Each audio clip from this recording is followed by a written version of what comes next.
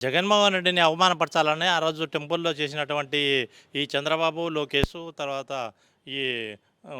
పవన్ కళ్యాణ్ గారు చేసినటువంటి విపరీతమైనటువంటి ప్రచారాన్ని అంతా కూడా తిప్పికొడుతూ వీళ్ళకి వ్యతిరేకంగా కోర్టు తీర్పిస్తే ఈరోజు వాళ్ళను జగన్మోహన్ రెడ్డి అటు తిరిగి, ఇటు తిరిగి ఎటు పోయినా కోర్టులు వాళ్ళని తప్పలబట్టినా ఈరోజు మళ్ళీ ఏదో విధంగా జగన్మోహన్ రెడ్డికి రుద్దనీకి వీళ్ళు ప్రయత్నం చేస్తున్నారు. కాబట్టి వీళ్ళు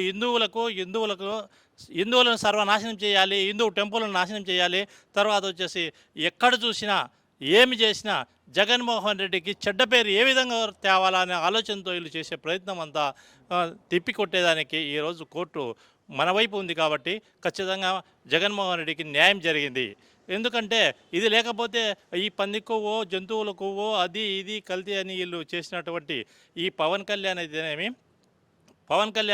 చంద్రబాబు అయితేనేమి, లోకేష్ అయితేనేమి వీళ్ళ ముగ్గురిని ఈరోజు ప్రజలంతా ఎక్కడ చూసినా ఛీ ఇంత చండాలమైనటువంటి హిందువులను హిందూ మతాలను వీళ్ళు రెచ్చగొట్టి జగన్మోహన్ రెడ్డిని తిట్టియాలనే ఉద్దేశంతో చేసినటువంటి ప్రయత్నాలన్నీ విఫలమైనాయని నేను మనవి చేసుకుంటున్నాను.